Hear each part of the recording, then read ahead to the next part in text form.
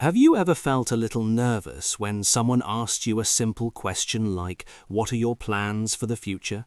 And in that moment, your mind went quiet, your heart beat faster, and English words just disappeared.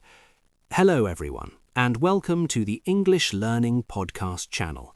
I'm James, and today we're going to talk about something that lives inside all of us, something exciting, something scary, and something full of hope. We're talking about the future. Amelia is here with me as always. Amelia, let me ask you first. When someone asks about your future plans, how do you feel? Hi everyone, I'm Amelia. And James, that question always makes me smile because the future feels like a long road with many turns. Sometimes I feel excited, sometimes I feel unsure, and sometimes I feel afraid to explain my plans in English. Many learners feel the same way. They have dreams, goals, and hopes, but they don't know how to say them clearly. Today, we will change that together. We will walk slowly, like friends, and learn how to talk about future plans in simple, clear English. That's right, Amelia. And dear listeners, you don't need big words or perfect grammar. You only need honesty, simple sentences, and a little courage. Imagine sitting with a friend, having tea, and talking about tomorrow, next year, or even 5 years later. That is what today's lesson will feel like. Yes, and we will tell stories, ask questions, make mistakes, and learn together. So take a deep breath, relax your shoulders, and stay with us. By the end of this episode, you will feel more confident talking about your future in English. Amelia, let's be honest. Many learners can talk about the past or the present, but when it comes to the future, they stop. Why do you think that happens? I think it happens because the future is not clear. The past already happened. The present is happening now. But the future is full of maybe. And in English, learners worry about using the wrong tense or the wrong word. They think, what if I make a mistake? That fear stops them. That's so true. I've met many learners who say, "I have plans, but I cannot explain them." And that breaks my heart, because language should help you share your dreams, not hide them. Exactly. And another reason is that textbooks often make future English look difficult. They show many rules: will, going to, might, planning to. It feels like too much. But in real life, people speak simply. Let me tell you a small story. I once met a student named Rahim. He wanted to work abroad one day. When I asked him about his future, he said, "Teacher, I don't know English future tense." But when I asked him in simple words, he smiled and said, "One day I want to go to another country and work." And that was perfect. That's a beautiful example. Dear listeners, you don't need perfect English. You need clear English. Today, we will show you how. Let's start very simple. Amelia, if I ask you, "What are your plans for tomorrow?" what would you say? I would say, tomorrow I will wake up early, I will finish my work, in the evening I will relax. See? Very simple. Exactly. You used will, and that's one easy way. You can also say, "Tomorrow I am going to wake up early." Both are fine.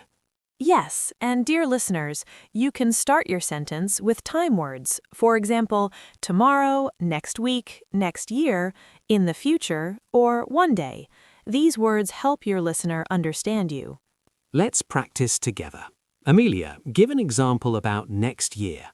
Okay, next year I am going to learn better English. I am going to speak more confidently. Simple, clear, and honest. That sounds great. And listeners, you can pause this video and say your own sentence out loud. Don't be shy. Your voice matters.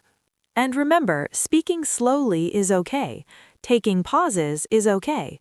English is not a race. Now let's go deeper. Future plans are not only about schedules, they're also about dreams. Amelia, what is a dream you had when you were younger? When I was younger, I dreamed of helping people learn without fear. I didn't know how, but I felt it inside my heart. Now I can say, in the future, I want to help learners speak English with confidence. That sentence is powerful because it's real. You used I want to. That's another easy and beautiful way to talk about the future. Yes, dear listeners, you can say, I want to start a business. I want to travel. I want to give my family a better life.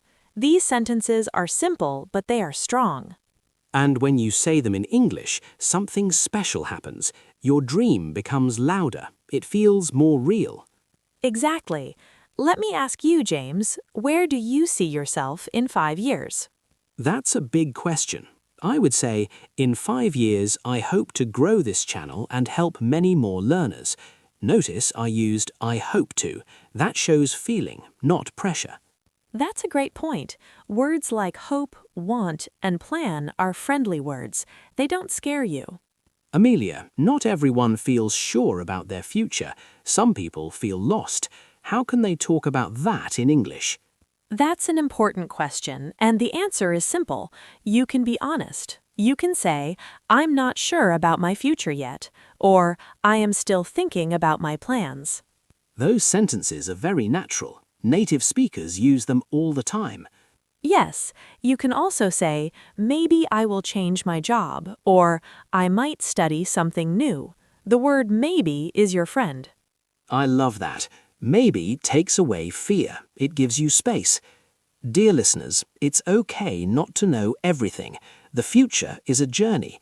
English is just a tool to talk about that journey. Let me share a longer story. There was a young woman named Lena. Every time someone asked her about her future, she felt pressure.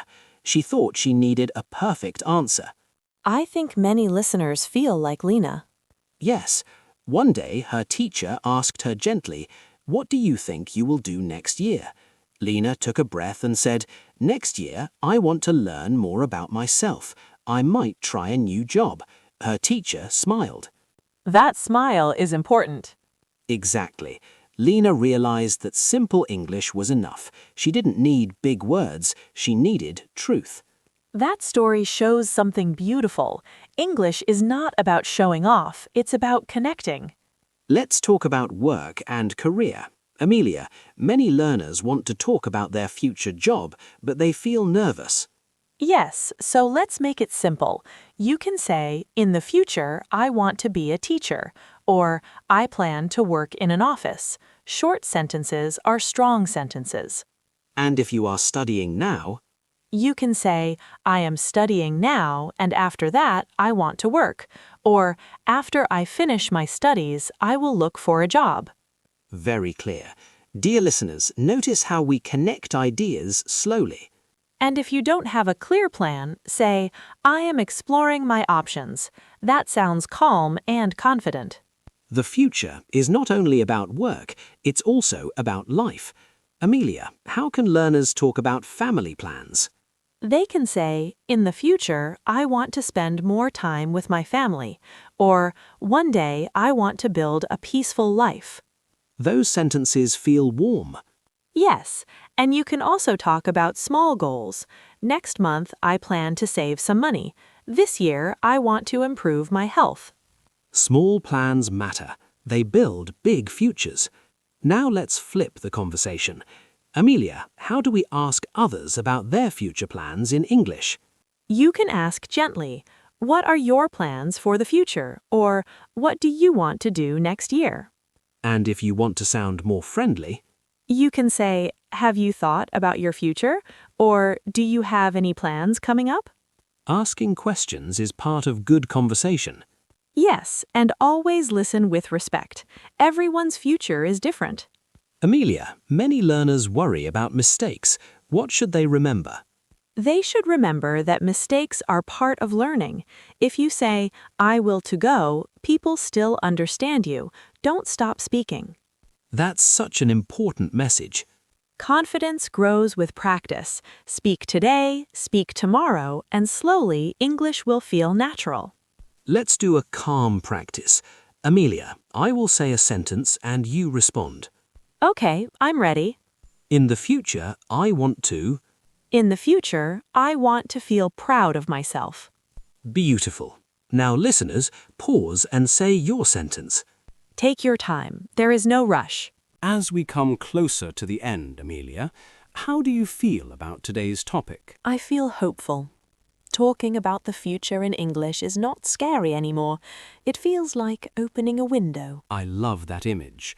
Dear listeners, your future does not need perfect English. It needs your voice. Speak with honesty. Speak with simple words.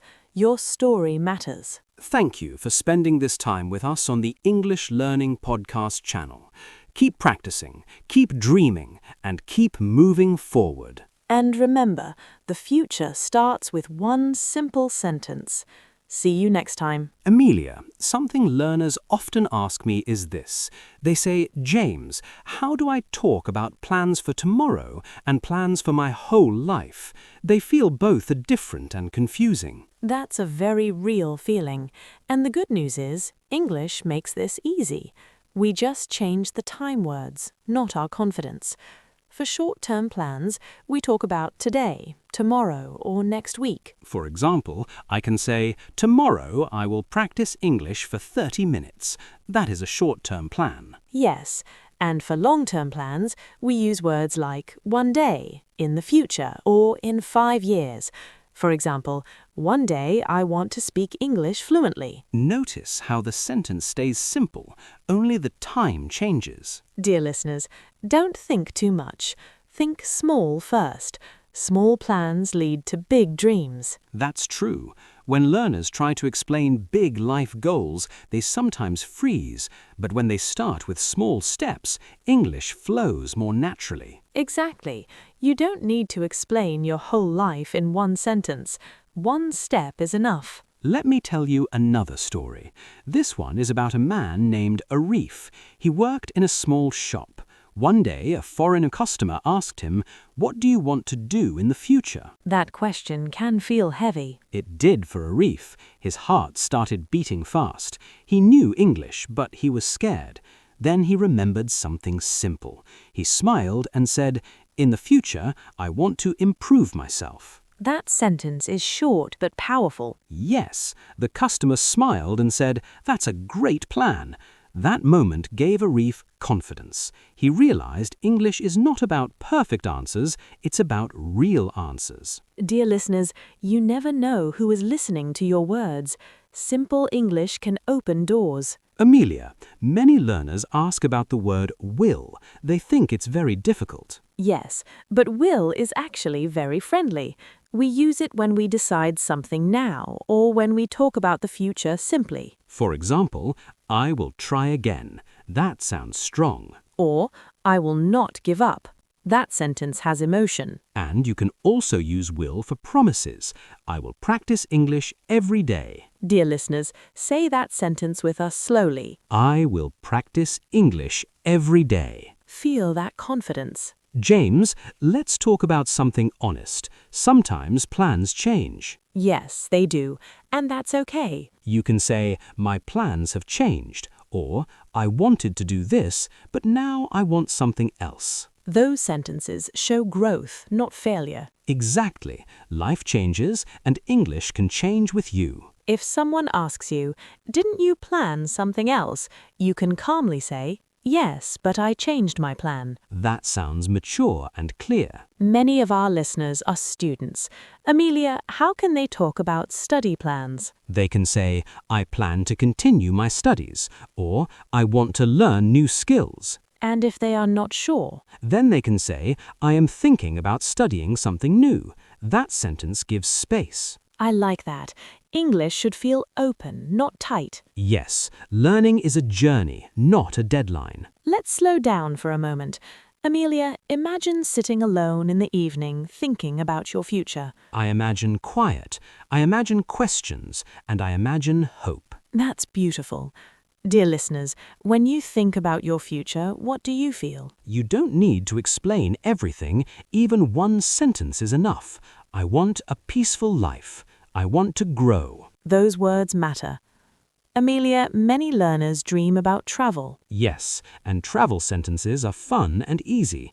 You can say, one day I want to visit another country. Or, in the future, I plan to travel with my family. And if you don't know where, you can say, I want to explore new places. That sentence sounds free. Amelia, sometimes people don't support our future plans. That's true, and it can hurt. How can learners talk about that? They can say, some people don't understand my plans, but I believe in myself. That sentence is strong and calm. English can help you stand up gently. Let's practice a full conversation now.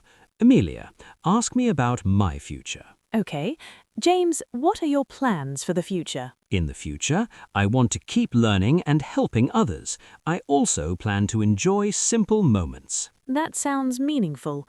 Why is that important to you? Because life is not only about success, it's about peace. Dear listeners, did you hear how natural that sounded? You can do this too. James, one last important point. Many learners speak too fast because they feel nervous. Yes, but slow English is good English. When you talk about your future, slow down, pause, breathe. Your listener will understand you better. Let me share one final short story.